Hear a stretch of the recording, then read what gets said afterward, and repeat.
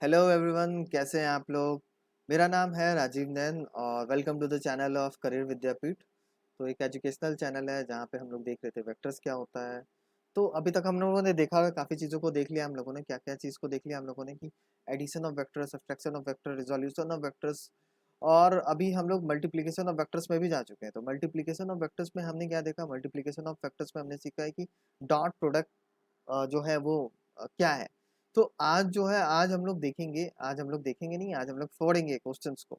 तो कौन से क्वेश्चंस को फोड़ेंगे? तो जी हाँ, बिल्कुल जेई मेंस के क्वेश्चंस को हम लोग फोड़ेंगे एआईपीएमटी के क्वेश्चंस को। तो देखते हैं कि क्या क्वेश्चंस है।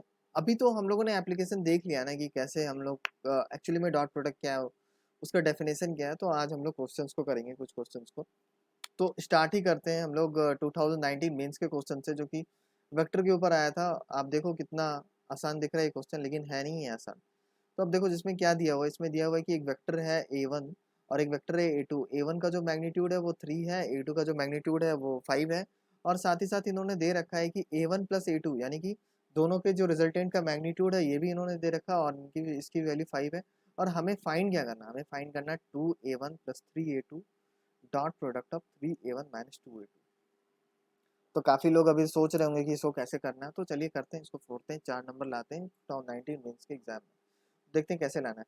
अभी आप देख लो दो वेक्टर्स दे दिए गए इन्होंने। क्या क्या वेक्टर दिया? a1 और a2। अब a1 को मैं मैग्नीट्यूड को बस बार बार मॉड करके नहीं लिखूंगा, सीधा लिखूंगा a1 और a2 के मैग्नीट्यूड को लिखूंगा a2। आप देखो, अभी देखो a1 प्लस a2 का जो मैग्नीट्यूड है वो है 5, यानी कि a1 और a2 के मैग्नीट्यूड को हम लोग कैसे लिख सकते हैं? मॉड ऑफ a1 और a2 के मैग्नीट्यूड को हम लोग लिख सकते हैं a1 square plus a2 square plus 2a1 a2 cos theta. ये ऐसे करके हम लोग लिख सकते हैं इसको।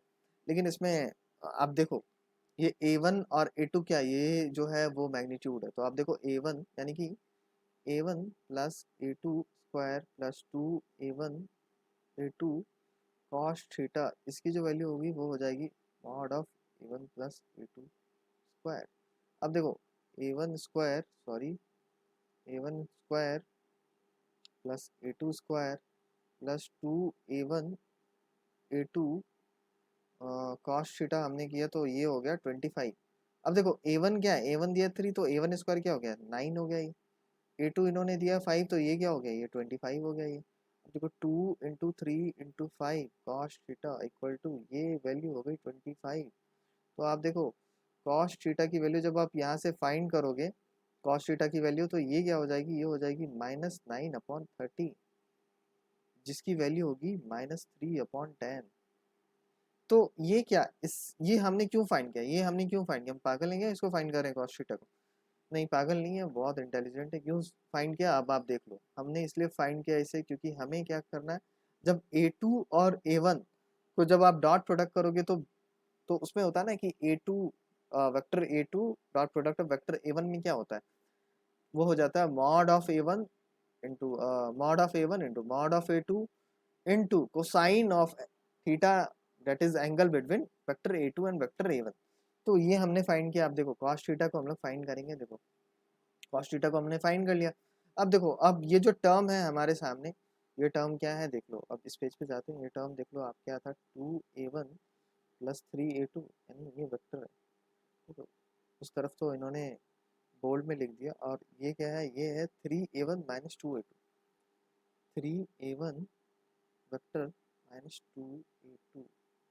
अब देखो इसको हम जब एक्सपेंड करेंगे तो ये क्या हो जाएगा, ये हो जाएगा 6a1 स्क्वायर, 6a1 स्क्वायर। देखो a1 और a1 का जो डॉट प्रोडक्ट होगा, मैंने क्या बताया था याद करो आप लोग, a1 vector a1 dot product vector a1, मैंने बता दिया था सीधा सीधा मॉडुलस ऑफ a1 स्क्वायर।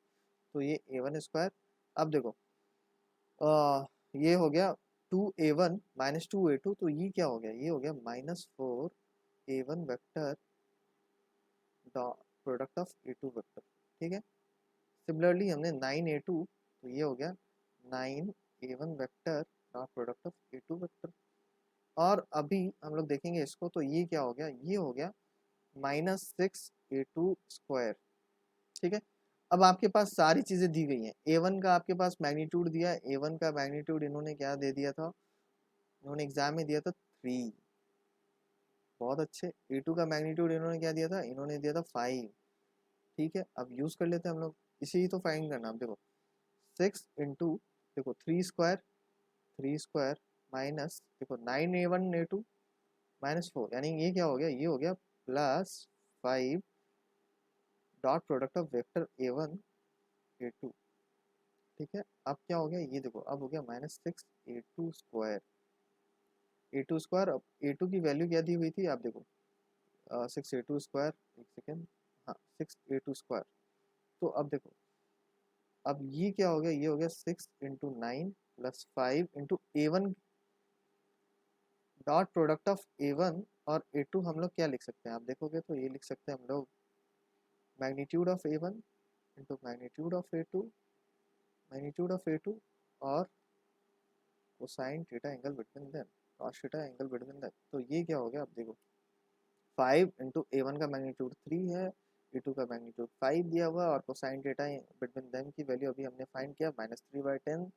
और ये -6 A2 स्क्वायर, -6 A2 स्क्वायर यानी कि -6, और A2 का मैग्नीट्यूड कितना 5 यानी कि 25।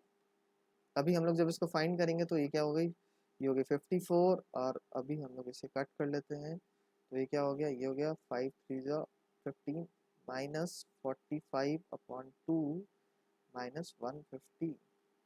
जब आप इस वैल्यू को फाइंड करोगे तो ये 54 -22.5 -150, 54 -172.5, और इसकी वैल्यू जो आई है वो आई है -118.5। देखो ऑप्शन में है क्या, -118.5, बिल्कुल है, डी ऑप्शन। आसानी से 4 मार्क्स हमने फाइंड कर लिया, 4 मार्क्स को ले लिया हमने, -118.5 किस तरीके से हमें आंसर आ गया। और ये 2019 मेंस के क्वेश्चन को हमने किस तरीके से, टूल का इस्तेमाल करना। बस मैंने आपको क्या बता दिया, मैंने डॉट प्रोडक्ट बता दिया, मैंने आपको रिजल्टेंट वेक्टर बता दिया, किस तरीके से दोनों का इस्तेमाल करके हम लोगों ने इस क्वेश्चन को बना लिया। बस अगर ऐसा होता कि आप रिजल्टेंट पढ़ लेते और डॉट प्रोडक्ट के बारे में आपको सही से जानकारी नहीं होती तो ये क्वेश्चन बनना नामुमकिन था। या फिर अगर आप बस डॉट प्रोडक्ट पढ़ लेते, या अगर आपके पास रिजल्टेंट वेक्टर की जानकारी होनी नहीं होती तो ये क्वेश्चन बनना नामुमकिन था। तो किस तरीके से आप देख रहे हो जेई मेंस किस तरीके से क्वेश्चंस को प्लॉट करते हैं कि एक ही क्वेश्चन में आपके पास ढेर सारे कॉन्सेप्ट किस तरीके से वो आपसे निकलवा लेते हैं, आप ये देख लो। तो ये क्वेश्चन तो हो गया, ये क्वेश्चन तो हमने फाइंड कर लिया। अब देखो दूसरा क्वेश्चन क्या है, ये कोई मतलब किसी एग्जाम का क्वेश्चन अभी तक तो मुझे नहीं लगता अभी शायद कभी आया हो, लेकिन जेई मेंस में इन्होंने नहीं पूछा, लेकिन ये एक बहुत अच्छा क्वेश्चन है जो कि मैं आपको कराऊंगा। अब देखो इन्होंने पूछा है कि दो वेक्टर है, वेक्टर ए प्लस और वेक्टर बी। तो अब जो दोनों का जो रिजल्टेंट होगा, यानी कि दोनों का जो एडिशन का जो मैग्नीट्यूड है और दोनों का जो सब्सट्रैक्शन का मैग्नीट्यूड है, दोनों इक्वल है। ठीक है, तो अब इसको फाइंड करते हैं। अब आपको मैंने बताया था कि जब एडिशन का जो मैग्नीट्यूड होता है वो क्या होता है, वो हो जाता है A² अगर ए और बी है। देखो वेक्टर ए है, वेक्टर ए के मैग्नीट्यूड को मैं सिंपल सिंपल ए लिखूंगा, वेक्टर बी है उसके मैग्नीट्यूड को मैं सिंपल सिंपल बी लिखूंगा, तो B² + 2AB cos थीटा। और वेक्टर ए माइनस बी यानी सब्सट्रैक्शन, इसके मैग्नीट्यूड को हमने फाइंड किया था उस दिन, A² + B² -2AB cos theta. Simple है। अब यहाँ सब दोनों को आप इक्वेट कर दो क्योंकि दोनों इक्वल है। तो अभी आप देखो क्या हो जाएगा, ये हो जाएगा A² + B² +2AB cos थीटा, 2AB cos थीटा इक्वल टू, ये हो गया A² + B² -2AB cos theta. तो जब हम इसे फाइंड करेंगे तो आप देखो A² कैंसिल आउट हो गया, B² कैंसिल आउट हो गया। अब देखो ये क्या हो गया, ये हो गया 4AB cos थीटा। तो अब इसकी जो वैल्यू आ गई वो हो गई AB cos थीटा इक्वल टू 0। ये जब इसकी वैल्यू 0 आ गई तो अब देखो A.B ये क्या होता है, ये होता है AB cos थीटा। इसकी वैल्यू 0 आने का मतलब क्या है, समझ रहे हो आप? इसकी वैल्यू 0 आने का मतलब है कि थीटा जो है वो कितना है, 90 डिग्री। दोनों के बीच का एंगल क्या है, 90 डिग्री। अब देखो थीटा की वैल्यू अगर आप 90 डिग्री पुट कर दोगे तो AB cos 90 यानी ये क्या हो जाएगा, ये हो जाएगा 0।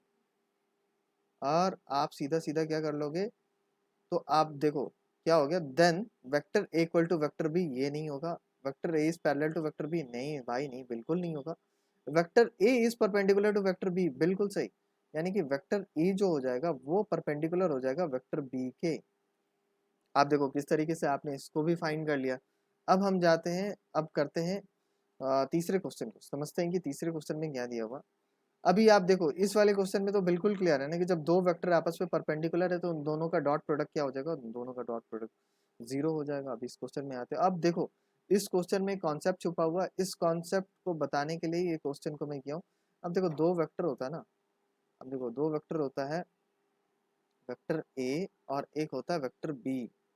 तो दो वेक्टर है ए और बी और इनके बीच का एंगल है थीटा। अब देखो ए डॉट बी को हमने क्या लिखा था, ए डॉट बी को हमने सिंपल सिंपल लिख दिया था ए बी कॉस थीटा, या आप उसको लिख दो ए बी कॉस थीटा, जिसको ब्रैकेट में लिखो, ठीक है। तो बी कॉस थीटा क्या हो गया, बी ए क्या हो गया बी। अब अगर आप देखोगे तो जो बी का जो कंपोनेंट है वो ए के अलॉन्ग होगा ना, तो बी कॉस थीटा ये क्या होगा, बी का कंपोनेंट जो ए के अलॉन्ग होगा वो क्या हो जाएगा, वो बी कॉस थीटा हो जाएगा। Similarly A dot B vector को आप ये भी लिख सकते हैं बी ए कॉस थीटा, यानी कि जो ए का जो कंपोनेंट है वो बी के अलॉन्ग जो होगा वो क्या हो जाएगा, वो हो जाएगा ए कॉस थीटा। तो इस तरीके से हम इसको आप ऐसे भी लिख सकते हो बी ए कॉस थीटा। तो किसी दो वेक्टर है ना उसके अलॉन्ग कंपोनेंट, जैसे बी वेक्टर है और ए वेक्टर है, तो बी वेक्टर का जो कंपोनेंट है अलॉन्ग ए वेक्टर जो हो जाएगा वो हम लोग फाइंड करते हैं एक्चुअली डॉट प्रोडक्ट का यूज करते हैं। तो इसमें क्या है, इस क्वेश्चन में अगर आप देखो find the components of vector A along the direction of i cap plus j cap and i cap minus j cap। तो अगर आप देखोगे तो वेक्टर ए इसका क्या हो गया, ये है 2i प्लस 3j। अब direction of i cap plus j cap दे दिया, ना कि ये दिया है कि डायरेक्शन ऑफ i प्लस j in vector of i cap plus j cap, इन्होंने दिया है direction of i cap plus j cap. तो i कैप और j कैप को मान लो c वेक्टर है जो कि है i cap plus j cap, तो इसका यूनिट वेक्टर क्या हो जाएगा, यूनिट डायरेक्शन। डायरेक्शन किसी वेक्टर का क्या कौन क्या बताती है, यूनिट यूनिट वेक्टर बताती है। तो ये हो जाएगी i cap plus j cap under root 1 + 1, यानी कि i cap plus j cap root 2। तो सी वेक्टर जो यूनिट वेक्टर हो गया वो हो गया I cap plus J cap upon root 2। और सिमिलरली डी वेक्टर का जो यूनिट वेक्टर हो गया, डी हमने इसको मान लिया है, डी वेक्टर का जो यूनिट वेक्टर हो गया वो हो गया I cap minus J cap root 2।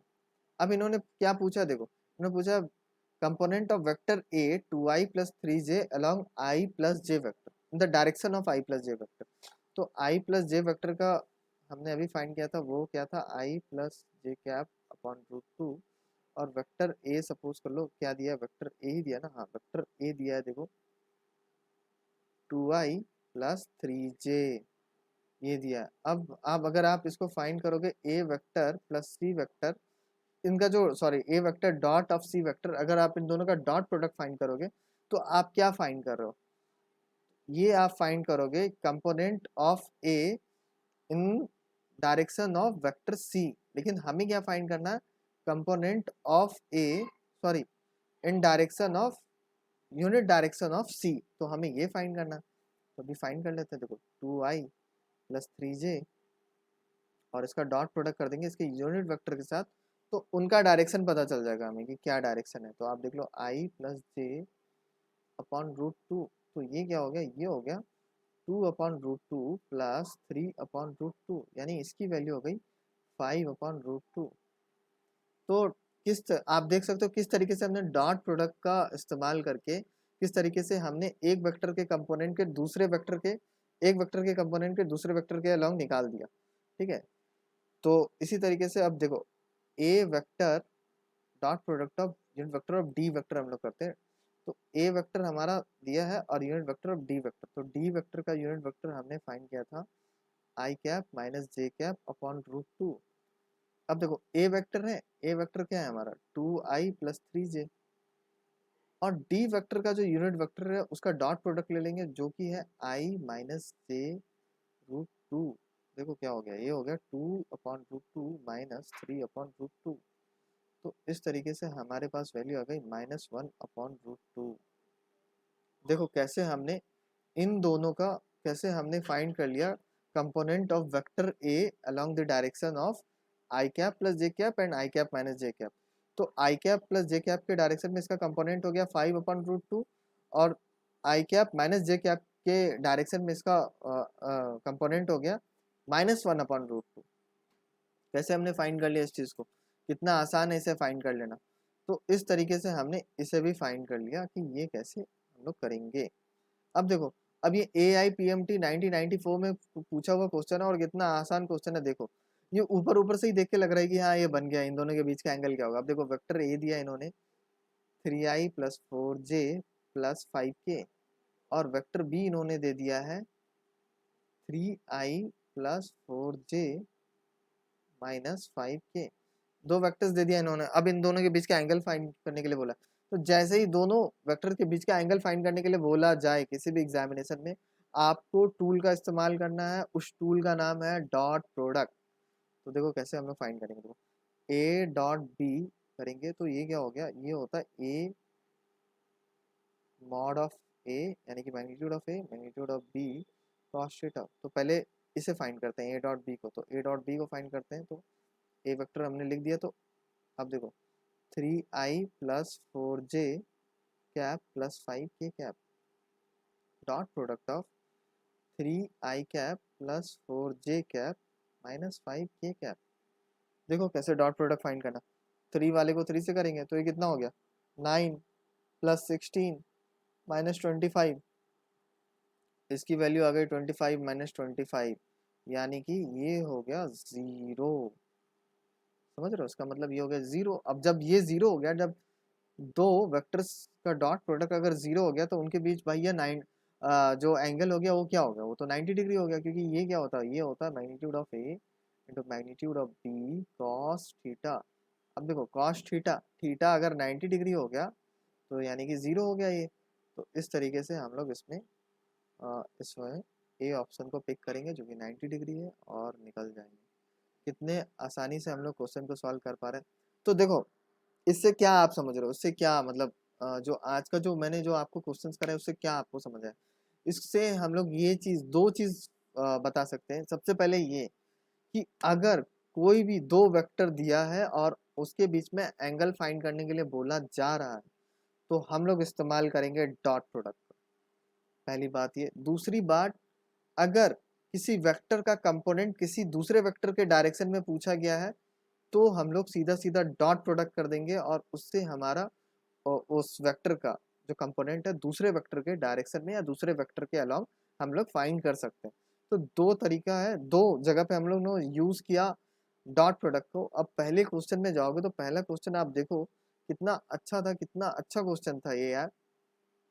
देखो किस तरीके से इसने रिजल्टेंट वेक्टर का भी यूज कर लिया, आपसे यूज करवा लिया इस क्वेश्चन ने, और किस तरीके से इस क्वेश्चन ने आपसे डॉट प्रोडक्ट का भी यूज करवा लिया। अगर आप ऐसे करके जाओगे, कुछ लोग हो जाएंगे A1 = ऐसे करेंगे AI cap plus BJ cap plus CK cap, ऐसे करके फाइंड करने की कोशिश करें तो नहीं बनेगा भाई, करते रह जाओगे एग्जाम में और दिक्कत हो जाएगी। तो ये जो चीज़ थी ये एक बहुत इंपॉर्टेंट चीज़ थी जो मैं आप लोग को बताना चाह रहा था। और भी क्वेश्चन से नेक्स्ट वाले लेक्चर को हम जाएंगे। तो आज का लेक्चर हम लोग यहीं ख़त्म करते हैं। तो नेक्स्ट वाले लेक्चर में हम लोग जाएंगे और नेक्स्ट वाले लेक्चर में हम लोग पढ़ेंगे vector cross product. Cross product को जानेंगे कि क्या होता है। तो थैंक यू वेरी मच। और अगर आपको वीडियो पसंद आया तो लाइक करिएगा, सब्सक्राइब जरूर करिएगा, याद से करिएगा सब्सक्राइब, और अपने दोस्तों में शेयर करिएगा ताकि उन्हें भी जानने को मिले कि हाँ जो हम लोग पढ़ रहे हैं एक्चुअली में उसका क्या एप्लीकेशन है, उसे हम लोग कहाँ यूज़ कर सकते हैं। तो ये एक चीज़ थी। और आप लोगों से एक रिक्वेस्ट है, सबसे बड़ी रिक्वेस्ट ये है कि आप लोग पढ़ो बहुत ज़्यादा मन लगा के। और दूसरी बात ये है कि जब आप पढ़ो तो ऐसे नहीं कि उसे छोड़ दो। जब आप किसी भी टॉपिक को पढ़ रहे हो ना भाई मेरे, तो आप उस टॉपिक के क्वेश्चंस को बनाओ, उसे रिवाइज करते रहो रेगुलर इंटरवल ऑफ टाइम में। मतलब अदरवाइज ये क्या होगा ना, ये चीज़ें छूटती चली जाएंगी और जो मैं आपको पढ़ा रहा हूँ ना वो वापस मेरे ही पास आ जाएगा। तो ये भी अच्छी बात नहीं होगी कि वो वापस मेरे ही पास आ जाए, मेरे ही पास आ जाए। तो आप इन सब चीज़ों को क्या करोगे, इन सब चीज़ों को प्रैक्टिस करोगे। जितना प्रैक्टिस करोगे उतना ही आप एग्ज़ाम में आगे बढ़ोगे। एग्ज़ाम को फोड़ने का एक ही फंडा होता है। मैं आपको सही बताऊं तो कोई भी एग्ज़ाम है, जेई मेंस का एग्ज़ाम है, अभी एग्ज़ाम हुआ, काफ़ी लोग यहाँ पे अच्छा परफॉर्म नहीं कर पाए होंगे, तो उन लोगों के लिए मैं बता रहा हूँ कि आप प्लीज़ निराश मत हो। बहुत सारे बच्चे हैं जो अच्छा नहीं कर पाते। उसके पीछे रीज़न होता है ना कि हम लोग सही से मतलब प्रैक्टिस नहीं करते हैं। जगह जब अगर आप प्रैक्टिस नहीं करोगे ना तो चीज़ें बहुत टफ होती चली जाएंगी। इसलिए क्वेश्चंस को प्रैक्टिस करना सीखो, ज़्यादा से ज़्यादा क्वेश्चंस को बनाना सीखो, ज़्यादा से ज़्यादा क्वेश्चंस को सॉल्व करो। जितने ज़्यादा क्वेश्चंस को आप लोग सॉल्व करोगे उतना ही आप अच्छा करोगे पेपर में। और सबसे इम्पोर्टेंट क्या है, सबसे इम्पोर्टेंट ये है कि इस वक्त इस स्टेज पे आप रेगुलर इंटरवल में किसी भी चीज़ को रिवाइज करो। अगर जहाँ आपने रिवीजन छोड़ा वहीं पे चीज़ें आपके लिए टफ होती चली जाएंगी। तो थैंक यू वेरी मच। आज हम लोग लेक्चर यहीं पे ख़त्म करते हैं। तो मिलते हैं फिर अगले लेक्चर में वेक्टर्स के साथ। तो धन्यवाद। लाइक करिएगा, सब्सक्राइब करिएगा और अपने दोस्तों से भी बोलिएगा सब्सक्राइब करें, शेयर करें।